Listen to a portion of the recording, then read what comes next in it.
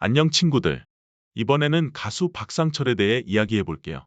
박상철, 여러분도 잘 아시죠? 그는 전국 노래자랑을 통해 탄생한 대표적인 스타 중 한 명으로 어디를 가든 환영받는 국민 가수로 유명했습니다. 그러나 그의 성공담에는 어두운 그림자가 드리워졌습니다. 개인사로 인해 그의 성공 이야기에 얼룩이 생겼고 팬들은 여전히 그를 믿고 응원했지만 충격적인 개인사가 한 언론 매체에 의해 폭로되면서 사건이 세상에 알려지게 되었습니다. 그 내용은 첫 번째 결혼 후 불륜을 저지르고 아내와 이혼한 뒤 상간녀와 재혼했으나 상간녀와의 갈등으로 법적 공방과 폭행 혐의까지 얽히게 된 사실이 포함되어 있었습니다. 결국 그는 사실상 모든 활동을 중단했지만 놀랍게도 2년 만에 다시 무대에 돌아와 팬들에게 큰 충격을 안겼습니다. 그러나 그의 이야기는 여기서 끝나지 않았습니다.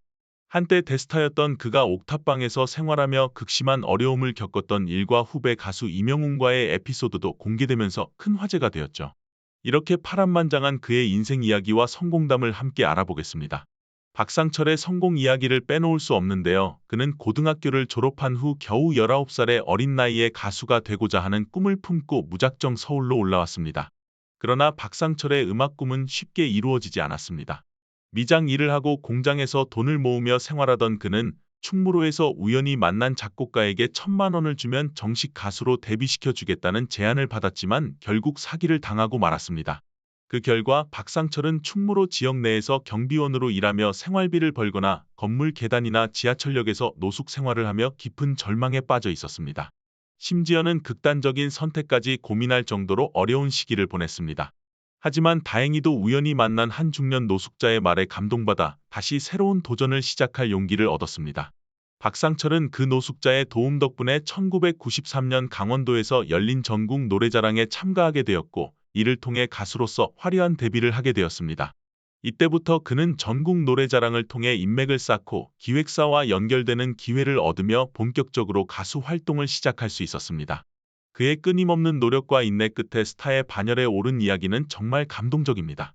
박상철은 전국 노래자랑을 자신의 인생 프로그램으로 여겼듯이 우리도 어떤 어려움이든 극복하고 새로운 도전을 통해 성공할 수 있을 것입니다. 그러나 그 당시에는 히트곡이 없어 큰 돈을 벌지 못했기에 박상철은 경제적으로 힘든 시기를 보내며 재연 배우나 리포터 등 다양한 직업을 병행하며 생계를 유지해야 했습니다. 그렇게 기다리던 끝에 2001년에 자오가가 히트를 치면서 그의 경제적 상황이 점차 나아지기 시작했습니다. 이어서 연타석 흥행을 기록하며 트로트의 황태자라는 별명을 얻은 박상철은 단숨에 스타로 떠올랐고 큰 돈을 벌게 되었습니다. 이로써 그는 오랜 무명 생활을 청산하고 과거에 힘들었던 시기를 뒤로할 수 있었습니다. 그러나 이러한 성공 이야기가 알려지면서 박상철은 더욱 스타가 되었지만 그동안 쌓아온 국민 가수의 이미지는 충격적인 개인사로 인해 크게 흔들리며 사라지게 되었습니다. 이 이야기의 시작은 1992년 첫 번째 부인과의 결혼으로 거슬러 올라갑니다. 결혼 후 두 사람은 삼척 시내에서 미용실을 발견하고 인수하여 박상철 헤어로 개업했습니다. 이 어린 부부는 가수의 꿈을 키우며 성실하게 미용실을 운영하며 서로를 지원했죠. 그러나 비극은 박상철이 불륜을 저지르면서 시작되었습니다. 결혼 상태에서도 다른 여성과 관계를 맺었고 그 결과 혼외자까지 나와 큰 충격을 주었습니다. 결국 박상철은 첫 번째 부인과 이혼하고 그 여성과 재혼했지만 재혼 신고를 한 지 4개월 만에 이혼하게 되었습니다. 더욱 충격적인 사실은 이혼 소송과 별개로 아내가 박상철을 폭행 및 협박 등의 혐의로 형사 고소한 것입니다. 이 소식이 알려지자 팬들은 큰 충격을 받았고 박상철은 비난의 대상이 되었습니다. 이에 대해 박상철은 B씨의 주장은 돈을 목적으로 한 일방적인 주장이라고 반박하며 불륜에 대해서는 잘못을 인정하고 사과했지만 폭행 의혹에 대해서는 억울하다고 주장했습니다. 그러나 TV조선의 사랑의 콜센터 측에서는 박상철이 녹화에 참여하지 않을 것이라고 밝혔고 1년간의 스케줄 취소로 인해 팬들은 방송사가 이미 상황을 파악하고 박상철을 배척하고 있는 것이 아닌지 의문을 제기했습니다. 그러나 2년 동안 활동을 중단했던 박상철이 최근 한 방송에 출연해 많은 시청자들을 놀라게 했습니다. 그 방송에서 그는 후배 가수 임영웅에게 감사의 마음을 전하며 자신이 직접 만든 곡을 선사했습니다. 또한 다른 후배 가수들에게도 감사의 인사를 전해 감동을 주었습니다. 최근 가수 박상철은 다시 많은 이들의 관심을 받고 있습니다. 그는 고등학교를 졸업한 후 가수가 되고 싶은 꿈 하나로 서울로 상경했지만 수많은 어려움을 겪어야 했습니다. 그동안 삼척에서 미용실을 운영하며 가수의 꿈을 키워나갔고 1993년 강원도에서 개최된 전국 노래자랑에서 최우수상을 수상하며 마침내 데뷔의 기회를 얻었습니다. 이후 2001년 자오가가 히트를 치면서 오랜 노력 끝에 스타덤에 오르게 되었습니다. 하지만 2020년 8월 가정사와 관련된 논란이 발생하면서 박상철은 활동을 중단하게 되었습니다.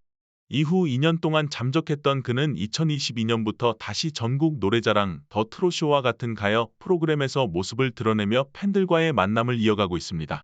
또한 최근에는 송혜 선생님의 빈소를 찾아가 고인을 추모하며 선생님과의 마지막 통화를 떠올리며 안타까움을 표현했습니다. 박상철은 며칠 전에 선생님과 통화를 했고 다시 만나기로 약속했는데 갑자기 돌아가셔서 너무 슬픕니다라고 말했습니다. 가끔 선생님이 전화를 주실 때가 있었는데 그럴 때마다 선생님이 몸이 좋지 않다고 하셔서 바로 만나자고 말씀드렸습니다. 그래서 목소리만 듣고는 괜찮으신 줄 알았습니다. 이렇게 박상철은 팬들과의 연결을 유지하며 미래에 대한 기대감을 높이고 있습니다. 특히 그가 과거의 황제 가수 자리에 다시 오를 수 있을지, 앞으로 어떤 모습을 보여줄지에 대한 기대가 커지고 있습니다. 박상철은 2020년 8월 불륜과 이혼, 부인 폭행 등의 사생활 논란으로 인해 모든 방송 활동을 전면 중단한 바 있습니다. 그 결과 그는 트로트 전국체전과 TV조선의 사랑의 콜센터 등 여러 프로그램에서 하차하게 되었습니다. 이에 대해 일부에서는 그의 방송 복귀가 너무 빠른 것이 아닌가라는 논란이 일며 갑론을박이 벌어지고 있는 상황입니다. 그러나 박상철은 KBS 복귀 소식을 전하며 트로트 가수로서 다시 무대에 섰습니다. 2022년 6월 KBS 1TV 가요 무대에 오랜만에 등장한 이후 꾸준히 출연하며 활동을 이어갔고 8월에는 TV조선의 화요일은 밤이 좋아에도 출연했습니다. 또한 2022년 9월에는 KBS 1TV 전국노래자랑에도 출연하며 활발한 활동을 보여주고 있습니다. 불구하고 KBS 시청자 권익 게시판에서는 박상철의 방송 출연에 대한 논란이 여전히 뜨거운 화두가 되고 있습니다. 이러한 상황에서 박상철이 향후 방송 활동을 어떻게 이어나갈지에 대한 관심과 논쟁이 계속되고 있습니다.